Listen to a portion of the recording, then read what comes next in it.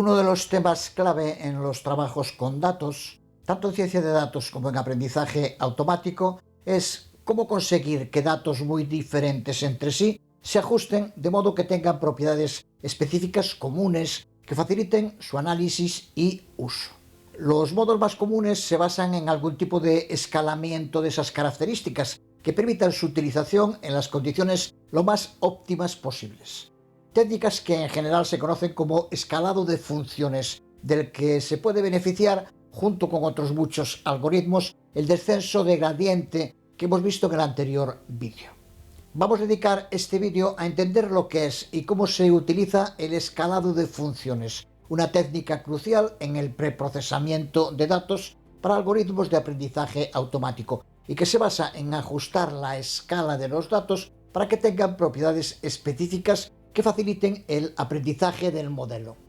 El escalado de funciones cuenta con dos métodos principales, la normalización y la estandarización. La normalización ajusta las características de los datos que se están procesando para que sus valores se encuentren dentro de un rango específico, típicamente entre 0 y 1, aunque nada impide usarlo con otros rangos. Y en aprendizaje profundo es muy común también usar el rango entre -1 y 1. Esta sería la fórmula a aplicar para normalizar un conjunto de datos a un rango entre 0 y 1, en el que x es el valor original de la característica, min x es el valor mínimo de todas las muestras para esa característica y max x es el valor máximo. Y esta sería la fórmula modificada para ajustar las características al rango de -1 a 1, en el que vemos cómo tenemos que multiplicar por 2 el resultado de la fórmula anterior y luego le restamos 1. En general, el rango 0 a 1 es útil cuando los datos se asume que deben ser positivos. El trabajo con imágenes es un buen ejemplo porque los valores en píxeles son positivos.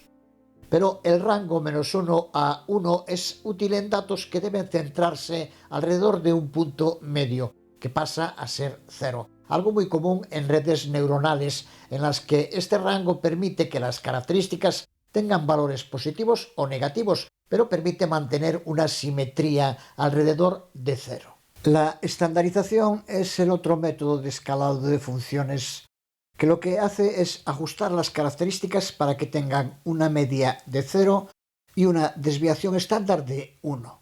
La fórmula utilizada es esta, en la que mu es la media de todas las muestras de la característica y sigma minúscula es la desviación estándar. Así que el modo de estandarizar un conjunto de datos es calculando su media y su desviación estándar, restando cada una de las características de la muestra de su media y dividiéndolo por su desviación estándar. Su uso es especialmente útil cuando los datos tienen una distribución gaussiana, una distribución normal, y cuando las diferentes características tengan escalas muy distintas. Términos como distribución gaussiana, media, desviación estándar deben estar ya claros y se han visto en detalle en el curso. Sin una base sólida en estos temas de ciencia de datos, vemos que se hace muy complicado avanzar en temas más complejos. El escalado de funciones es otro de esos conceptos clave en ciencia de datos y aprendizaje automático. Y lo es por distintas razones. La primera es porque los rangos de valores de las características pueden ser muy diferentes, y si una característica tiene un rango mucho mayor que otras, puede dominar la función objetivo y hacer que el algoritmo no aprenda correctamente de las otras características con rangos menores. En el caso concreto del descenso de gradiente, que es uno de los que suele utilizar este escalado de funciones, porque si todas las características están en la misma escala, el algoritmo puede converger más rápidamente hacia el mínimo global, mientras que sin el escalado y con rangos de valores muy diferentes entre las distintas características, el descenso de gradiente puede tomar caminos erráticos hacia el mínimo y ralentizar mucho el camino hacia la convergencia. Pero también se usa en muchos otros algoritmos de aprendizaje automático, como los que se basan en el cálculo de distancias, que funcionan mucho mejor si todas las características tienen la misma escala, porque la distancia entre los puntos se calcula de manera más equitativa. En este vídeo nos vamos a centrar en usar el descenso de gradiente siguiendo con la aplicación de los vídeos anteriores que utilizan los datos de la base de datos IRIS. Pero vamos a usar el escalado de funciones para asegurarnos que todas las características contribuyan por igual al cálculo de ese gradiente. Porque sin el escalado, como decía hace un momento, las características con rangos más grandes influirían desproporcionadamente en la dirección del gradiente, lo que podría llevar a pasos de actualización más grandes en una dirección y más pequeños en otra, provocando que el algoritmo oscile, tarde más en converger o incluso que no logre converger en absoluto. El método de escalado más usado en el descenso de gradiente es el de la estandarización de las características, que desplaza la media de cada característica para que esté centrada en cero y que cada característica tenga una desviación estándar de 1, lo que se conoce como varianza unitaria.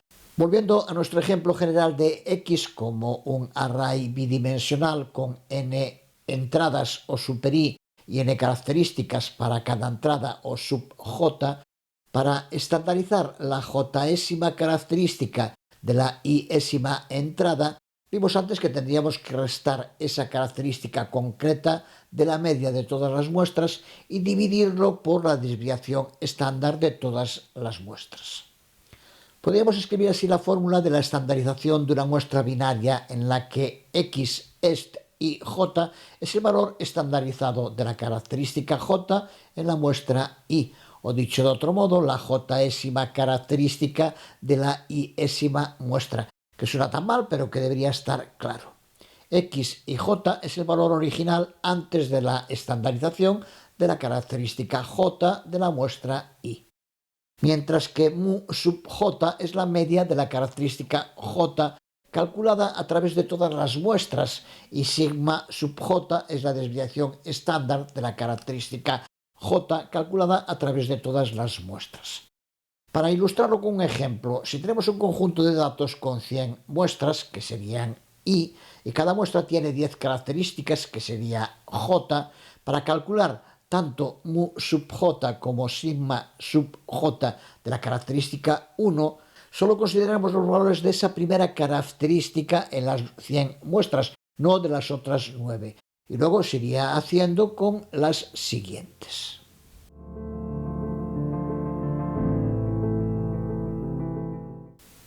Estas dos gráficas ilustran las actualizaciones del gradiente con características en escalar a la izquierda y características estandarizadas a la derecha, en la que los círculos concéntricos representan la superficie de pérdida como una función de dos pesos del modelo en un problema de clasificación bidimensional. Nos muestran que en algoritmos, especialmente basados en gradientes, el uso de escalas consistentes puede mejorar significativamente el modelo. La imagen de la izquierda nos muestra el comportamiento del descenso del gradiente cuando se trabaja con características. Los pesos del modelo, en este caso, W sub 1 y W sub 2, que no han sido estandarizadas. Las líneas ovaladas que aparecen son como curvas de nivel, que representan diferentes valores de la función de pérdida. Mientras más cerca están unas de otras, más empinado es el gradiente en ese punto. Las flechas que atraviesan las curvas indican la dirección y magnitud del paso que el descenso del gradiente tomará durante una iteración. Cuando las escalas de las características son diferentes, al no haberse estandarizado, como vemos en la gráfica de la izquierda, la superficie de la función de pérdida puede ser alargada, haciendo que el descenso del gradiente oscile y tome un camino más largo hacia el mínimo global. Esto puede hacer que la convergencia sea más lenta y dificulta el ajuste preciso de los parámetros. En contraste, la imagen de la derecha muestra el descenso del gradiente con características estandarizadas, con media cero y varianza unitaria, que acabamos de ver cómo llevarla a cabo. Sus curvas de nivel son más circulares, lo que indica que la escala de las características es consistente en todas las direcciones. Como resultado, los pasos del descenso del gradiente son más directos hacia el mínimo global, lo que típicamente resulta en una convergencia más rápida y estable del algoritmo. Estas dos gráficas deben dejar visualmente clara la importancia de la estandarización de las características en aprendizaje automático en general y en los algoritmos basados en gradientes en particular, mejorando claramente la eficiencia y el rendimiento del modelo. Estas dos clases emulan el funcionamiento del modelo Adalin de aprendizaje automático, pero entre ellas hay importantes diferencias, y no solo en la estandarización de las muestras. Es un auténtico rediseño de la clase y empezamos resumiendo sus principales diferencias. La primera está en el método de actualización de pesos. Adalin GD, la primera versión, utiliza el método de descenso de gradiente por lotes o gradient descent, en el que se actualizan los pesos W y el sesgo B, utilizando todos los ejemplos de entrenamiento en cada iteración o epoch.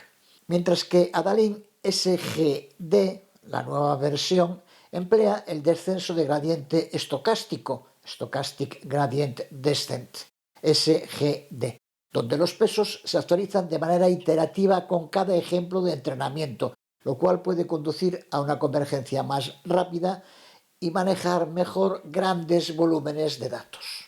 Para resumir un ejemplo práctico, si tenemos un conjunto de datos con 1000 ejemplos y deseamos entrenar un modelo de regresión lineal utilizando descenso de gradiente por lotes, en cada iteración o epoch calculamos el error de predicción para cada uno de los 1000 ejemplos, sumamos esos errores para obtener el costo total y luego ajustamos los pesos del modelo en dirección opuesta al gradiente del costo total, lo que vimos en el anterior vídeo. Este proceso se repite hasta que el modelo converge o hasta que se alcance un número máximo de epochs predeterminado. Esto garantiza un avance constante hacia el mínimo global, siempre que las funciones sean convexas, como ya vimos, pero también es computacionalmente costoso al tener que estar constantemente calculando el error con grandes volúmenes de datos.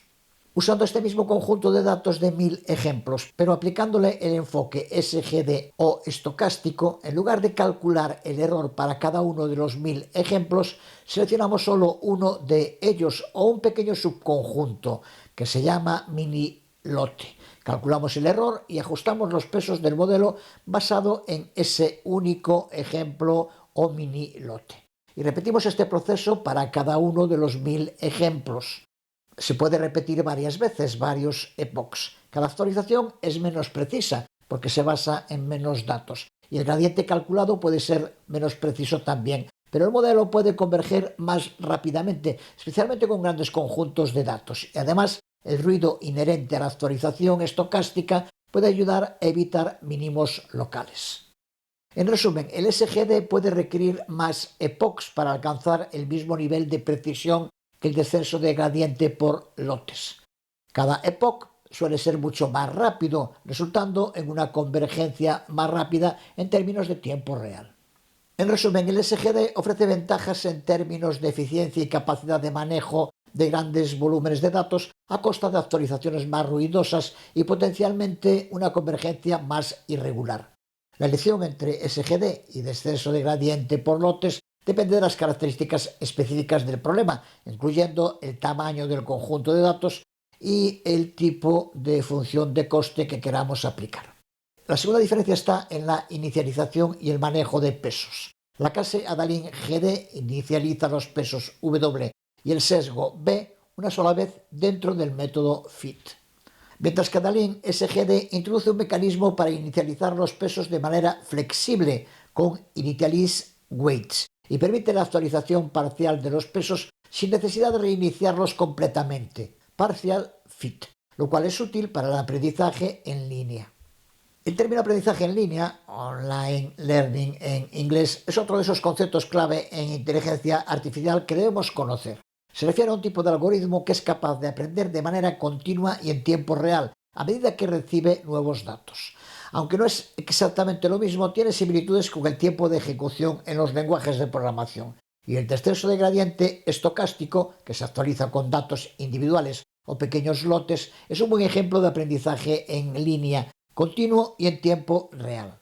La tercera diferencia está en el barajado de datos. Adalin SGD añade la capacidad de barajar los datos de entrenamiento Shuffle antes de cada epoch, lo que puede prevenir ciclos en la actualización de los pesos y mejorar la convergencia del algoritmo, mientras que esta característica no está presente en Adalin GD.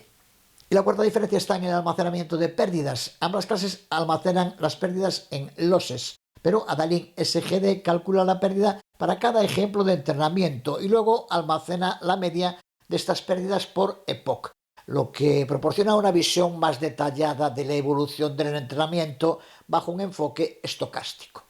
La clase Adalin SGD introduce mejoras en flexibilidad, eficiencia y capacidad de manejar datos de forma dinámica. Sus objetivos son similares a los de Adalin GD, pero las capacidades de Adalin SGD lo hacen más apto para escenarios de aprendizaje en línea y con grandes volúmenes de datos. Vamos a centrarnos ahora en esta clase Adalin SGD que, resumiendo sus principales características, permite la actualización de los pesos del modelo de manera estocástica. Sus datos pueden barajarse antes de cada epoch y permite ajustes parciales del modelo sin necesidad de reinicializar los pesos, lo que es necesario para el aprendizaje en línea que explicábamos hace un momento. Empezamos con el constructor init, en el que eta es la tasa de aprendizaje y niter el número de epochs que ya conocemos. Shuffle es un booleano que indica si los datos de entrenamiento deben ser barajados antes de cada epoch para prevenir ciclos en los datos. Ciclo de datos es otro de los términos que debemos entender bien en ciencia de datos y en aprendizaje automático, y se produce cuando el modelo ve los datos de entrenamiento en el mismo orden durante todos los epochs, lo que provoca, si los datos están ordenados de cierta manera, que el modelo pueda aprender patrones que son específicos de ese orden, en lugar de aprender de las características generales. Además, aumenta el riesgo de provocar sobreajustes, que ya sabemos también lo que es, porque puede comenzar a memorizar la secuencia de los datos en lugar de aprender las relaciones subyacentes entre las características y las etiquetas. Para evitar estos problemas, se recomienda barajar los datos antes de cada epoch, especialmente cuando se utiliza el descenso de gradiente estocástico. Random State es la semilla para el generador de números aleatorios que permite la reproducibilidad de los resultados y que también ya conocemos bien. Y winitialize, que es un indicador booleano de si los pesos han sido inicializados o no. El entrenamiento varía respecto al modelo de gradiente por lotes. Sigue existiendo el método fit, pero ahora también hay un método parcial fit y un método shuffle. Empezamos con el método fit, que inicializa los pesos llamando a initialize weights. Nuevo método que analizaremos en un momento, pero al que ya vemos que le pasa como parámetro el número de columnas, que es el número de características de la tupla x.shape, que contiene las dimensiones del array x. De este modo accede al número de características de x, que es la información que necesita para inicializar los pesos w del modelo. Este método, initializeWeights, utiliza este número para saber cuántos pesos necesita inicializar, uno para cada característica de los datos de entrada. Crea una lista vacía, losses, para almacenar el costo promedio, la pérdida, después de cada epoch de entrenamiento. E inicia un loop externo para cada epoch, en el que empieza por comprobar si shuffle es verdadero. Otro método nuevo, que ya sabemos que si devuelve true, se barajan los datos para asegurar la aleatoriedad en la selección de muestras para prevenir los ciclos de datos que acabamos de explicar. Esta clase de nuevo se entrena a través de dos loops anidados. El primero es el loop para cada epoch, determinado por niter. Y ahora el loop interno se itera sobre cada ejemplo del conjunto de datos, determinado por los parámetros x, y, que representa un vector de características de un solo ejemplo. Observa que aquí es donde se determina el uso del descenso de gradiente estocástico, que se caracteriza por esto, por actualizar los parámetros del modelo, en este caso los pesos y el sesgo, utilizando un único ejemplo de entrenamiento o un minilote. Aquí es solo un ejemplo. y target es la etiqueta o el valor objetivo correcto correspondiente a ese mismo ejemplo. Observa que si entiendes este paso, entenderás también la diferencia entre el descenso de gradiente por lotes y el estocástico. El SGD, como aquí, hace muchas actualizaciones pequeñas y frecuentes a los pesos, una por cada ejemplo de entrenamiento aquí. Mientras que en el descenso de gradiente por lotes, como el de la otra clase Adalin, hace una única actualización grande por epoch, basada en la información de todo el conjunto de entrenamiento. Las ventajas del SGD es que cada iteración es más rápida, pero también más adaptable a los cambios en los datos, mientras que el gradiente por lotes puede ser más estable, pero requiere más recursos computacionales por actualización, especialmente si los conjuntos de datos son muy grandes.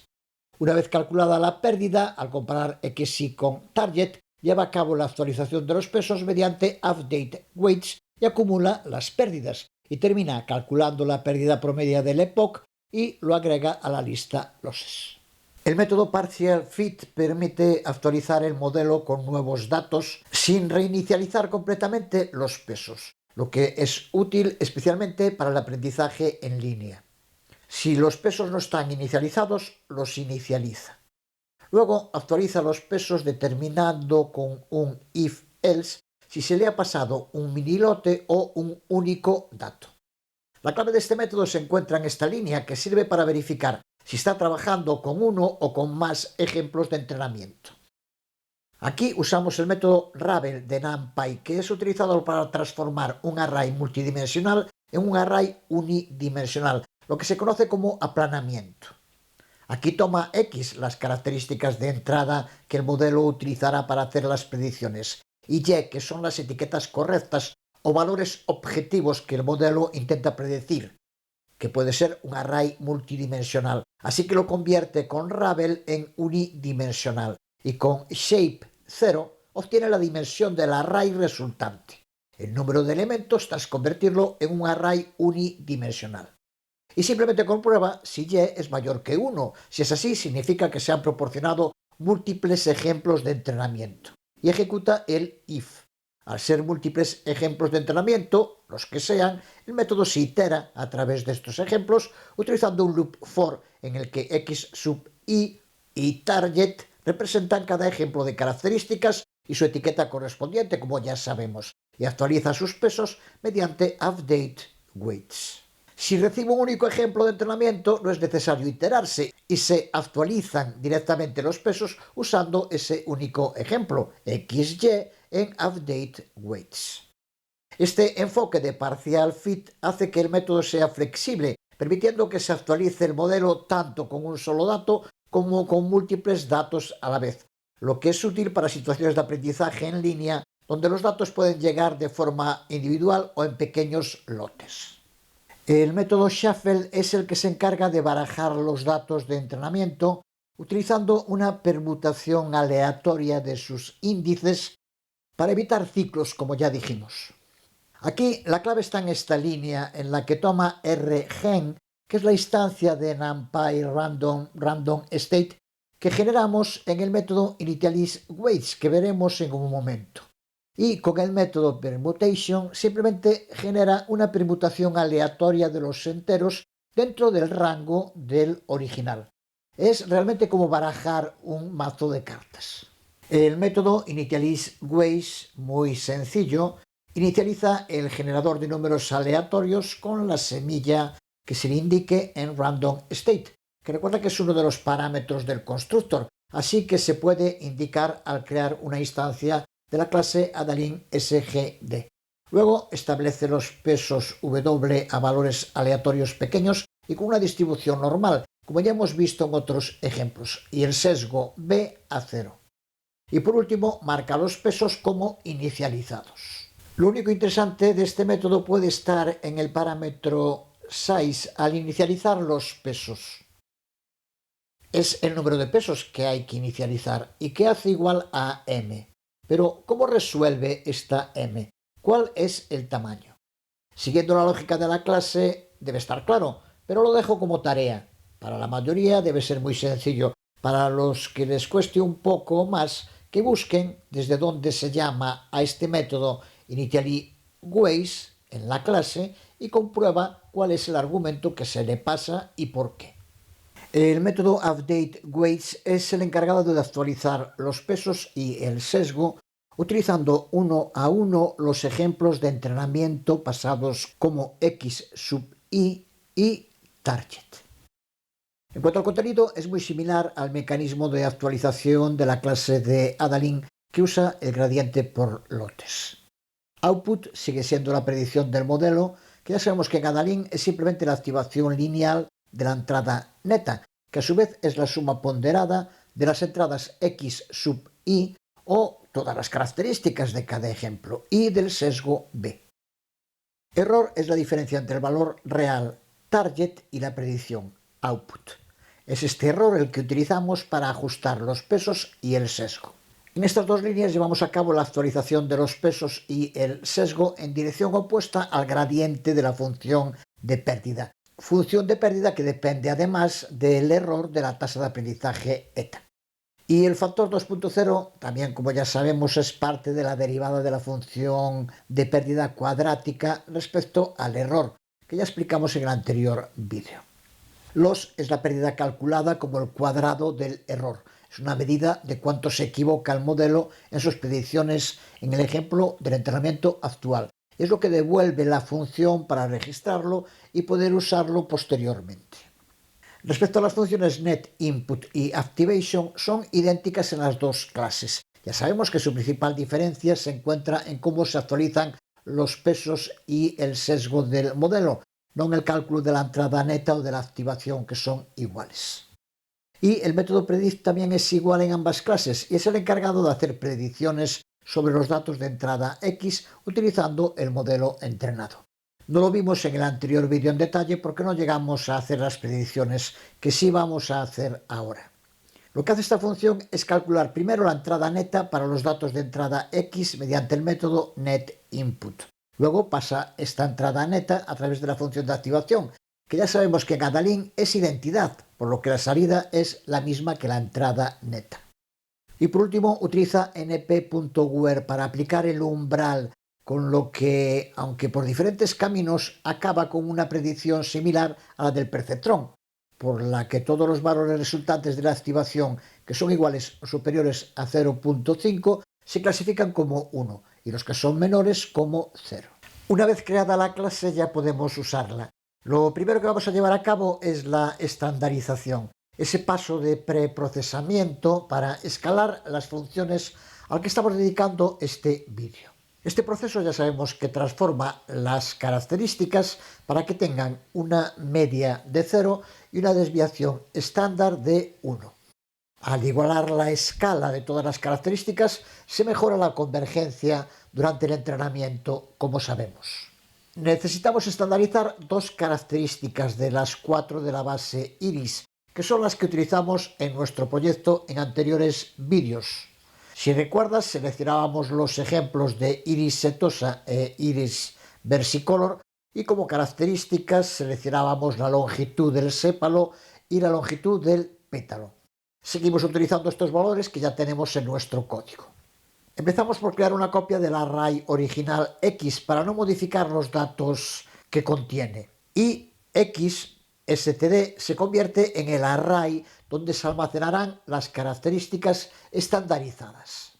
Ahora podemos acceder a cada una de esas dos características. Primero con X 2.0 seleccionamos todos los ejemplos, todas las filas de la primera característica, 0, que es la longitud del sépalo.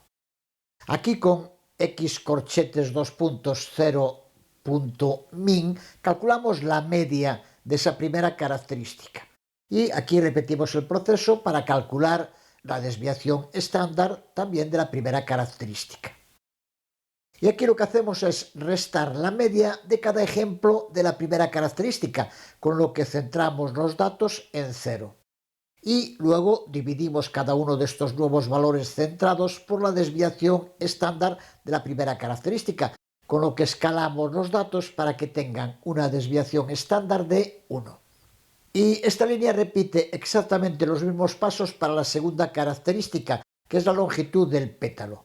El resultado final es que ahora todas las características contenidas en el array XSTD tienen una media de 0 y una desviación estándar de 1, que es lo mismo que decir que todos los datos han sido estandarizados.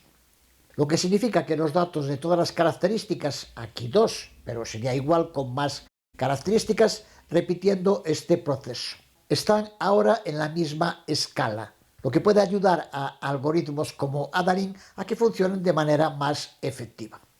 Con las características estandarizadas ya podemos instanciar objetos de la clase, entrenarlos y llevar a cabo predicciones usando el descenso de gradiente estocástico.